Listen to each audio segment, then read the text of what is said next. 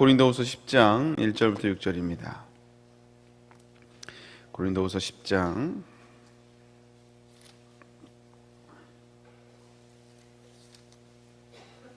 1절부터 6절. 제가 한 성경으로 신약성경 296페이지에 있습니다. 고린도후서 10장 1절부터 6절. 우리 다 찬절로 한 목소리 말씀 받습니다. 너희를 대면하여 유순하고 떠나 있으면 너희에게 대하여 담대한 나 바울은 이제 그리스도의 온유와 관용으로 친히 너희를 권하고 또한 우리를 육신에 따라 행하는 자로 여기는 자들에 대하여 내가 담대히 대하는 것 같이 너희와 함께 있을 때 나로 하여금 이 담대한 태도로 대하지 않기를 구하노라. 우리가 육신으로 행하나 육신에 따라 싸우지 아니하노니 우리의 싸우는 무기는 육신에 속한 것이 아니요 오직 어떤 견고한 진도 무너뜨리는 하나님의 능력이라. 모든 이론을 무너뜨리며 하나님을 아는 것을 대적하여 높아진 것을 다 무너뜨리고 모든 생각을 사로잡아 그리스도에게 복종하게 하니 너희의 복종이 온전하게 될 때 모든 복종하지 않는 것을 벌하려고 준비하는 중에 있노라. 아멘. 오늘 말씀을 가지고 신앙의 본질이라는 제목으로 함께 은혜를 나누도록 하겠습니다. 고린도후서 23번째 말씀이고요. 오늘 고린도후서 10장에 넘어가면서 약간 이 사도 바울의 그 편지의 어조가 좀 확 바뀌는 걸 보게 돼요. 앞에는 약간 좀 설득을 하면서 좀 조심스럽게 다가가는데 오늘 10장부터는 좀 이제 강한 어조로 이렇게 이야기를 하고 있습니다. 그래서 이 어조가 바뀌어서 또 다른 서신이 아니냐라는 얘기가 있고요. 그리고 우리가 뭐 배경에서 말씀을 드렸지만 잃어버렸던 세 번째 편지 있잖아요. 굉장히 혹독하게 썼던 그 편지의 내용이 아니냐라는 뭐 그런 학자의 의견들도 있습니다. 어쨌든 오늘 어조가 바뀌면서 1절에 보면 이게 자기 자신을 이렇게 길게 이렇게 수식하면서 표현하는 표현이 있어요. 이게 뭐냐면 너희를 대면하면 유순하고 떠나 있으면 너희에게 담대한 나 바울은 이렇게 설명을 하고 있습니다. 너희 앞에서는 유순한데 너희를 떠나면 담대하다. 이 말은 뭘까요? 한마디로 뭐라냐면 앞에서는 강한 채 하는데 이제 뒤로 돌아가면 앞에서는 유순한데 이제 없을 때는 그 자리를 떠나면 강한 척 한다 이거죠. 한마디로 말하면 이제 강자에겐 약하고 약자에겐 강하다. 뭐 이런 표현이에요. 그래서 이런 표현은 사실을 누군가를 이제 좀 비난하고 소인배로 비난할 때 부정적으로 표현할 때 이런 말을 하고 있습니다. 이런 말을 많이 하잖아요. 근데 왜 사도 바울이 자기 자신을 이렇게 표현을 할까요? 이거는 사도 바울의 표현이 아니고 사실 고린도 교인들이 사도 바울 이렇게 평가를 했던 거예요. 우리들 앞에서는 유순하면서 멀리 떠나가면 굉장히 또 센 척한다 이거죠. 이게 지금 사도 바울을 향한 이제 고린도 교인들의 평가였습니다. 계속 이제 관계가 안 좋다는 것을 우리가 알 수 있죠. 근데 오늘 이제 그걸 그대로 받아서 지금 사도 바울이 야, 니들이 나를 이렇게 얘기하지? 그래 너희들이 예를 들어 난 그런 사람이다 이렇게 지금 사도 바울이 이제 정면으로 이제 딱 맞닥뜨리면서 얘기를 하고 있는 겁니다. 그러니까 어조가 확실히 바뀌었죠. 그래서 뭐 우리가 고린도 교회와 사도 바울의 관계가 그만큼 이게 안 좋았다라는 것을 오늘 본문을 통해서 알 수가 있다라는 거예요. 사도 바울이 그 고린도 교인과 고린도 교인들이 사도 바울에 대한 신뢰가 깨진 이유가 크게 두 가지인데, 첫 번째는 이제 유대 출신의 성경 교사들이 이 사도 바울과 이제 각을 잡고 지는 거죠. 사도 바울이 떠나고 난 다음에 그곳에 찾아와서 사도 바울을 뭔가 약간 디스하면서 약간 이게 뭐라고 좀 이게 부정적으로 표현했다는 거죠. 그리고 두 번째는 고린도 교인들이 그 신앙을 그 고린도 교회 그 고린도 지역의 그 문화 속에서 신앙을 해석했던 거예요. 여러분, 신앙은요 성경적인 가치관으로 세상을 바라봐야 됩니다. 근데 이게 자꾸 우리가 실수하는 것 중 하나가 뭐냐면 세상에 살고 있는 그 가치관을 가지고 자꾸 신앙을 해석하려고 해요. 그러니까 이제 안 맞죠. 그러니까 심지어는 그래서 복음이 어리석게 보일 때가 있다라는 거예요.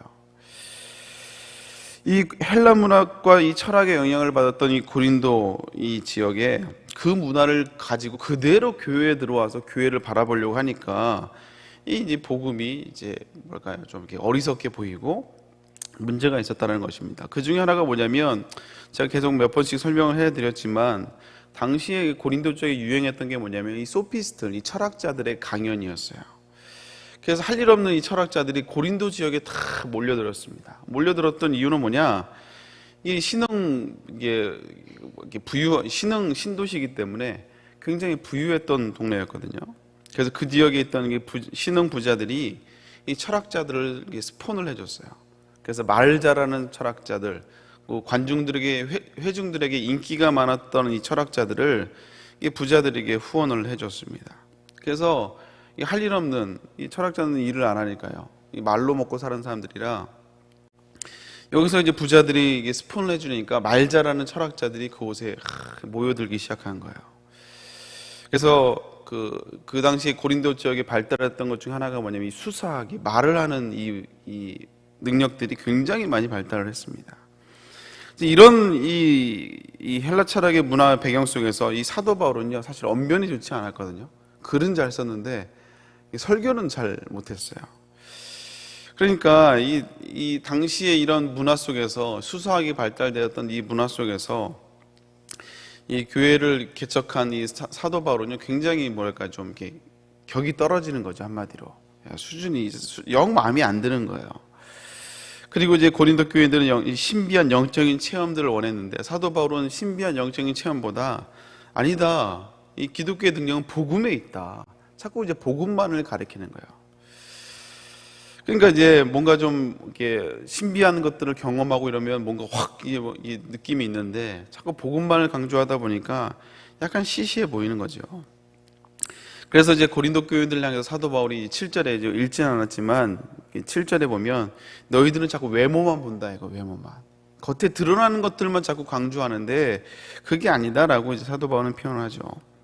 근데 어쨌든 이렇게 이 세상의 그 헬라 철학이라는 그 세계관 속에서 자꾸 신앙을 해석하려고 하는 이 고린도 교인들에게 사도 바울이 진짜 신앙의 본질을 이야기를 해줍니다. 짚어줘요.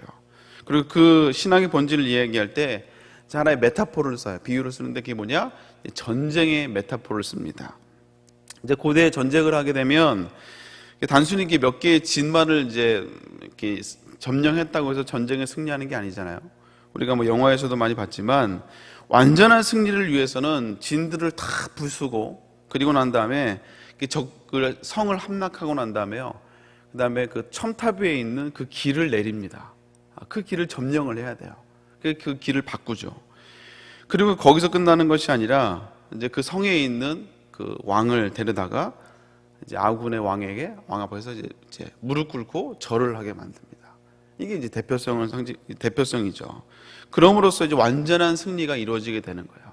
그래서 이 전쟁의 메타포를 그대로 가져와서 신앙생활의 본질을 딱 이 사도 바울이 이야기해주고 있어요. 우리 4절 5절 말씀 같이 한번 읽도록 하겠습니다. 시작. 우리의 싸우는 무기는 육신에 속한 것이 아니요 오직 견고한 진도 무너뜨리는 하나님의 능력이라. 모든 이론을 무너뜨리며 하나님 아는 것을 대적하여 높아진 것을 다 무너뜨리고 모든 생각을 사로잡아 그리스도에게 복종하게 하니. 이게 이제 전쟁의 메타포를 그대로 쓰고 있는 겁니다. 제가 설명을 해드릴게요. 우선 우리의 싸움은 뭐냐? 영적인 싸움의 무기는 육신이 아니라, 우리가 육신에 속해 있지만 우리는 육신의 무기로 싸우는 것이 아니라 이거예요. 우리의 진짜 무기는 뭐냐? 우리의 능력은 뭐냐? 하나님의 능력이라 이거예요. 그 능력이 사단의 견고한 진을 무너뜨린다. 그래서 이 진을 무너뜨리는 것을 이야기하고요. 두 번째는 뭐냐? 오늘 이 5절에 보면 하나님의 아는 것을 대적하여 높아진 것을 다 무너뜨렸다. 이 표현은 뭐냐면 아까 제가 설명했던 것은 적의 깃발을 내리는 겁니다. 첨탑에 있는 적의 깃발을 내리는 것을 표현하고 있고요. 그리고 맨 마지막에 모든 생각을 사로잡아 그리스도께 복종하니. 이 표현은 뭐냐? 마치 적국의 왕을 이제 아군의 왕에게 무릎 꿇히는 완전한 승리를 이야기하고 표현하고 있다라는 거예요. 근데 그 전쟁의 메타포를 그대로 사용하면서 우리 신앙의 본질을 이야기하고 있습니다. 그렇습니다. 우리 신앙생활은 뭐냐? 우리가 신앙생활은 뭐냐? 신앙생활의 본질은요, 예수님 믿고 복을 받는 것이 신앙의 본질이 아니에요. 물론 그건 부수적인 겁니다. 부수적인 거지. 우리가 예수님 믿었다고 해서 우리가 뭐 형통하게 되고 부자가 되고, 여러분 이게 신앙생활의 본질이 아니에요. 그 예전에 지금도 있는지 모르겠는데 예전에 한참 그 홈쇼핑이 나왔을 때 이제 그런 얘기가 있었어요. 이게 판매하는 그 물건보다 그 껴주는 물건, 이게 더 관심이 더 많아가지고요. 그걸 갖고 싶어가지고 홈쇼핑을 주문한다는 뭐 그런 얘기가 종종 있어요. 이게 주객이 전도된 거죠. 정작 사는 물건보다 껴주는 이제 더 덤으로 주는 것에 더 관심이 많아가지고 물건을 산다는 거예요. 우리 신앙생활도 마찬가지입니다. 복 자체, 뭐 세상에 말하는, 세상의 기준으로 말하는 그 복에 자꾸 관심을 가지면요, 이게 주객이 전도된 거예요. 여러분, 우리 예수 믿는 사람들이 진짜 복은 뭐냐? 우리가 예수님을 믿음으로 말미암아 구원받은 것, 여러분 그 자체가 복인 줄로 믿습니다. 이미 우리는 예수님을 믿음으로 말미암아 구원받음으로 이미 복을 받았어요. 이미 우리가 복을 받았다고요. 근데 그것 자체는 우리가 관심을 두지 않고 세상에 말하는, 세상의 가치관이 얘기하는 그 복에만 자꾸 관심을 가지니까 이런 이제 코로나 같은 위기를 만나면 우리가 자꾸 근심하고 원망하고 걱정하게 된다는 거예요.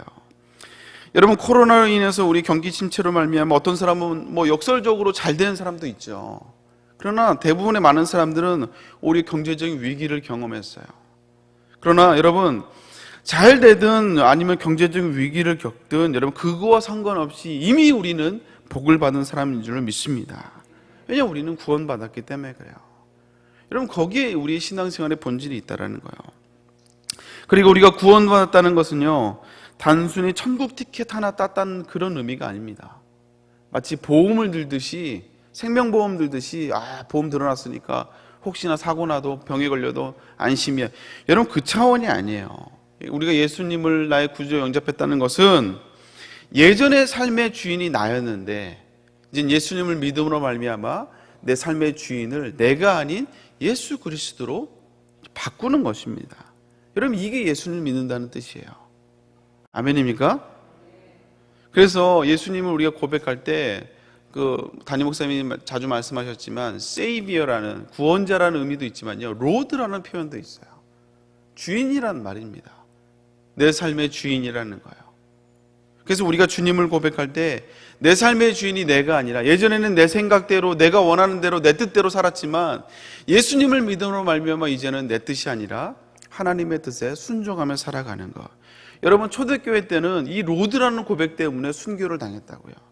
왜냐하면 그 로마의 황제가 시저는 이게 그 신의 아들이라는 의미로 로드라는 표현을 썼는데 예수님을 믿으면서 예수 믿는 사람들이 자꾸 황제를 로드로 표현하지 않고 예수님을 자꾸 로드로 표현하거든요.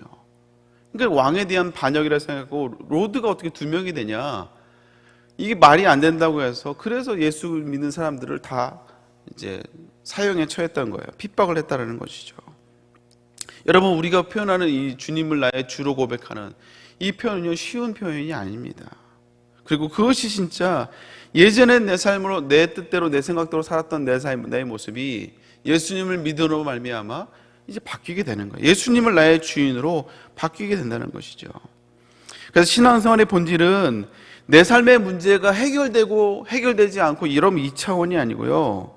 사실 오늘 사도 바울이 말하고 있는 것처럼 신앙생활의 본질은 내가 예수 그리스도께 복종하는 거예요. 복종하는 거예요. 여러분, 이 복종이, 순종이 쉬운 게 아니죠. 우리는 지식적으로는 알고 있습니다. 인지는 하고 있어요. 우리가 순종해야 된다, 인지는 하고 있지만 실질적으로 내 삶 가운데 순종하고 있는 것은 이건 또 다른 차원의 문제입니다. 그래서 마치 사도 바울이 그 순종하는 걸 뭐라고 해요? 쉽지 않기 때문에 마치 패전한 임금이 승전한 그 임금 앞에 강제로 머리를 숙이듯이 그렇게 우리가 우리의 생각을 사로잡아 그리스도에게 복종해야 된다고 오늘 사도 바울은 이야기하고 있어요. 우리 5절 말씀 같이 다시 한번 읽습니다. 시작. 하나님이 아는 것을 대적하여 높아진 것을 다 무너뜨리고 모든 생각을 사로잡아 그리스도에게 복종하게 하니. 여러분, 하나님을 아는 것을 대적하여 높아진 것이 뭐예요? 한마디로 하나님의 생각보다 내 생각이 더 맞다고 생각하는 거죠. 그래서 뭐 하나님의 뜻이 좋긴 하지만 내 생각이 더 맞은 거예요. 내 상황이 더 중요한 거죠. 그래서 하나님의 뜻을 묵살하고 내 뜻대로 살았는데 이것을 무너뜨리고 그래서 모든 생각을 사로잡아 그리스도 앞에 무릎 꿇고 엎드려 복종시키게 하는, 여러분, 이것이 신앙생활의 본질이라는 거예요.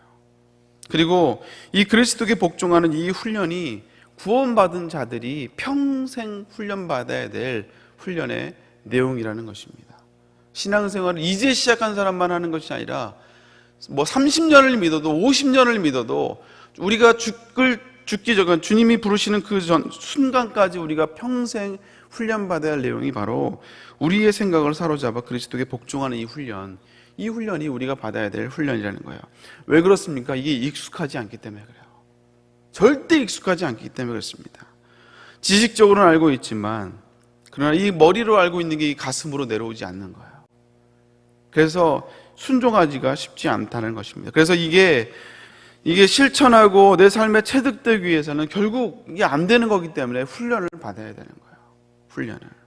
이게 신앙생활의 본질이라는 것이죠. 그래서 우리가 신앙생활을 잘하고 있느냐 보려면 우리 삶 가운데 이런 순종의 흔적들이 남아있는지를 보면 됩니다. 내 신앙생활 가운데 내 생각을 사로잡아 그리스도께 복종하는 이 훈련들이, 이 흔적들이 내 삶 가운데 남아있는가.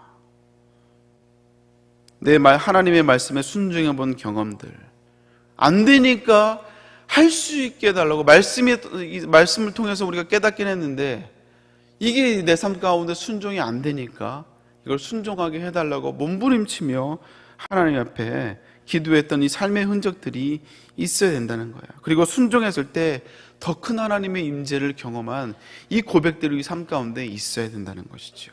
여러분, 이게 신앙생활이에요. 그래서 우리가 하나님 앞에 내가 신앙생활을 잘하고 있나를 다시 한번 점검해 볼 때 오늘 이 사도 바울의 고백처럼 하나님의 생각보다 내 생각이 맞다고 하니 모든 생각을 사로잡아서 그리스도께 복종하는 이 훈련들이 내 삶 가운데 있는가. 여러분, 이 코로나를 지나면서 우리가 신앙의 본질을 우리 계속 터치하고 있는데 여러분, 이것이 있는가를 우리가 점검해 봐야 돼요. 우리가 예배에 나와서 온라인으로 예배했다가 현장 예배하다가 그 감격, 물론 그 감격도 있습니다. 그러나 그 감격이 계속 지속되나요? 그렇지 않잖아요. 그 감격은 막혀 있다가 다시 회복되었을 때 그때의 감동이지 계속 있지는 않습니다. 우리의 진짜 신앙의 본질의 훈련들은 뭐냐? 과연 내가 내 생각을 그리스도께 복종하고 있는 이 훈련들을 하고 있는가? 이걸 우리가 다시 한번 돌아봐야 된다는 거예요. 그게 내 감정의 문제일 수도 있고요. 아니면 내 자존심의 문제일 수도 있고, 아니면 물질의 문제일 수도 있고요. 아니면 자녀에 대한 나의 생각일 수도 있고요. 아니면 불확실한 우리 미래에 대한 문제들, 모든 영역 안에서 우리가 훈련을 받아야 된다는 것입니다. 왜냐하면 잘 안 되는 분야이기 때문에 그래요. 안 되니까 계속 훈련을 받아야 되는 거예요. 그러나 그 훈련을 받으면서 또 다른 하나님을 내가 경험하게 되는 거예요. 우리 하나님의 은혜가, 하나님의 사랑이, 하나님의 위대하심이 이렇게 컸구나라는 것을 그 순종함을 통해서 그 이면에 또 다른 하나님을 우리가 만나게 되고 경험하게 된다는 것입니다. 사랑하는 성도 여러분, 우리가 천국행 티켓 하나 받고 편하게 사는 것이 이게 신앙생활이 아니에요. 이게 신앙생활이 아닙니다. 모든 생각을 사로잡아 그리스도께 복종하게 하는 이 훈련들을 여러분 피하지 마시고 오늘도 치열하게 살아갈 수 있는 저와 여러분 될 수 있기를 주님으로 축복합니다. 여러분, 그럴 때 하나님의 임재를 경험하게 돼요. 그것이 우리의 간증이 돼야 되죠. 그냥 기도했더니 뭐가 응답이 됐다. 물론 이제 그것도 간증이지만 여러분, 문제가 해결되지 않고가 그 차원이 아니라 그걸 통해서 나의 생각을 하나님께 사로잡아 복종한 것이 있는가? 그걸 통해서 내가 하나님의 임재를 경험했는가? 여러분, 그것이 우리의 간증이 되어야 된다는 거예요. 그게 성숙함이고 그것이 성장입니다. 여러분, 저와 여러분이 될 수 있기를 주님의 이름으로 축복합니다. 기도하겠습니다. 사랑하는 하나님, 감사드립니다. 오늘 사도 바울의 어조가 바뀌면서 우리에게 강하게 이야기하고 있는 신앙생활의 본질, 우리가 다시 한번 모든 생각을 사로잡아 그리스도께 복종하게 하는, 그래서 내 생각과 내 뜻대로 살아가는 것이 아니라 하나님의 뜻에 따라 순종하며 살아갈 수 있는 우리가 될 수 있도록 주여 인도하여 주옵소서. 그러므로 말미암아 하나님의 또 다른 일하심을, 또 다른 임재를, 내가 지금까지 만났던 하나님이 아니라 더 위대하시고 더 귀하신 하나님을 만나고 고백하는 우리의 삶이 될 수 있도록 주여 축복하여 주옵소서. 오늘 이 새벽에도 주 앞에 나옵니다. 하나님, 여러 가지 기도 제목으로 나옵니다. 감사의 물로 주 앞에 드리며 장막을 놓고 기도합니다. 하나님 붙들어 주시고, 또 아버지 가족을 위해서 기도합니다. 하나님을 만날 수 있도록 하나님 붙들어 달라고 인도해 달라고 기도합니다. 또 여러 가지, 또 아버지 우리가 아버지 20일 내에 있을 아버지, 또 한국교회, 또 아버지 세움 프로젝트를 통하여 또 아버지 리스타트 컨퍼런스를 위하여 기도합니다. 또 세영도 확장을 놓고 또 자녀를 놓고 기도합니다. 하나님 아버지, 수험생인 자녀들 축복하여 주시옵소서. 영적인 전쟁에 승리하게 하여 주옵소서. 또 여러 가지 사업장을 놓고 자녀를 놓고 또 아버지 담임 목사님의 사역을 놓고 기도합니다. 장막을 놓고 기도하며 아버지 복된 만남으로 함께 해달라고 인도해달라고 기도하는 모든 기도의 제목들 하나님께서 함께하여 주시옵소서. 사업의 확장을 놓고 기도합니다. 아버지 사업, 아버지 미국 진출을 놓고 기도하며 관계를 놓고 기도할 때 하나님 경영하여 주옵시고 복된 만남으로 함께하여 주시옵소서. 내 편이 되어주신 하나님을 경험하게 하여 주옵소서. 또 아버지 질병을 놓고 기도하며 여러 가지 간절한 기도의 제목들 하나님께서 응답하여 주옵시고, 또 이 모든 사건 사고를 통하여서 문제 해결에 아버지 우리가 관점을 두는 것이 아니라 세상의 가치관으로 아버지 문제를 접근하는 것이 아니라 이것을 통하여 내 생각을 아버지 그리스도 앞에 복종할 수 있는 아버지, 그래서 하나님의 임재를 경험하는 우리 모든 성도들 될 수 있도록, 더 크신 하나님을 경험하는 우리 성도들 될 수 있도록 주여 인도하여 주시옵소서. 오늘 철야 예배 가운데 주님이 함께 하시고 특별히 담임 목사님 건강을 붙잡아 주옵시며 한국교회 연합과 일치를 놓고 아버지 사역을 감당할 때 더 아름다운 아버지 사역의 지경이 넓어지는, 더 아름다운 열매가 맺혀지는 우리 목사님과 우리 교회가 될 수 있도록 주여 축복하여 주시옵소서. 감사드리며 예수님의 이름으로 기도 올리옵나이다. 아멘. 하늘에 계신 우리 아버지여, 이름이 거룩을 받으시오며 나라의 마옵시며 뜻이 하늘에서 이룬 것 같이 땅에서도 이루어지리라. 오늘날 우리에게 영향 주옵시고 우리가 우리에게 죄인자를 사하여 준 것 같이 우리의 죄를 사하여 주옵시고 우리를 시험에 들게 하시며 다만 악에 쏘고 앞서서 대개 나라와 권세와 영광이 아버지께 영원히 있사옵나이다. 아멘. 우리 함께 기도할 때 우리 목사님께서 기도해 주시길 바랍니다. 오늘 철야 예배 말씀 가운데 능력으로 함께 해달라고 기도해 주시고요. 또 여러분 각자 기도 제목을 놓고 기도하며 돌아가도록 하겠습니다. 주여